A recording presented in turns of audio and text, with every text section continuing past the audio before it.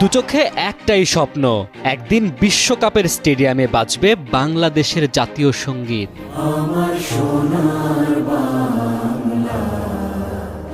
গ্যালারির লাল সবুজের ঢেউয়ে ঢেকে যাবে দোহা, মস্কো, বুয়েন্স আইরেসের মতো শহর।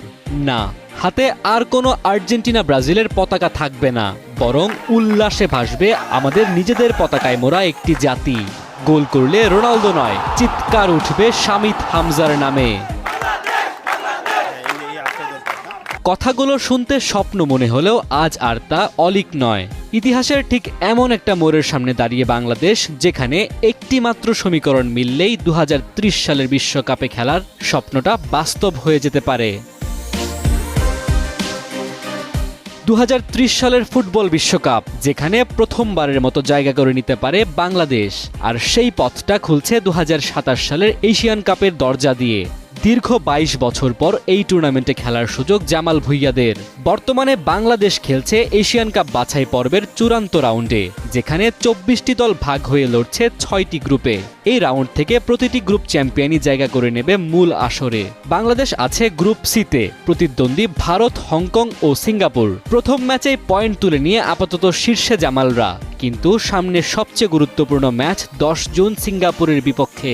সেখানে জয় মানেই পথটা আরও পরিষ্কার। এরপর ভারতের বিপক্ষে ঘরের মাঠে এবং হংকংয়ের সঙ্গে হোম অ্যাওয়ে লেগ, এই 3 ম্যাচে জয় পেলেই 47 বছর পর এশিয়ান কাপ নিশ্চিত হয়ে যাবে বাংলাদেশের জন্য। আর এখানেই আসল স্বপ্নের শুরু, কারণ শোনা যাচ্ছে 2030 সালের বিশ্বকাপ হতে পারে 64 দলের সমন্বয়ে। সেক্ষেত্রে এশিয়া থেকে অংশগ্রহণ বাড়বে নিশ্চিতভাবেই। যদি বাংলাদেশ এশিয়ান কাপে খেলতে পারে এবং সেখানে ভালো কিছু করে, তাহলে বিশ্বকাপে যাওয়ার স্বপ্ন আর দূরের কোনো কল্পনা থাকবে না। এই স্বপ্নকে বাস্তবে রূপ দিতে মাঠে এখন এক ঝাঁক নতুন সৈনিক। প্রবাসী ফুটবলার হামজা চৌধুরী, শামিত সোমরা ইতোমধ্যেই যুক্ত হয়েছেন জাতীয় দলে। বিদেশি ঘরানায় বেড়ে ওঠা এই প্রতিভাবান তরুণদের নিয়ে গঠিত একটি নতুন বাংলাদেশ গড়ে তুলেছেন কোচ হ্যাভিয়ার কাব্রেরা। যদি এই গতি বজায় থাকে, তাহলে শুধু দক্ষিণ এশিয়া নয়, পুরো এশিয়াতেই একটা সময় আধিপত্য বিস্তার করতে পারে লাল সবুজের দল। এখন সময় হাতছানি দিচ্ছে। এশিয়ান কাপে জায়গা করে নিতে পারলে বদলে যেতে পারে দেশের ফুটবলের মানচিত্র।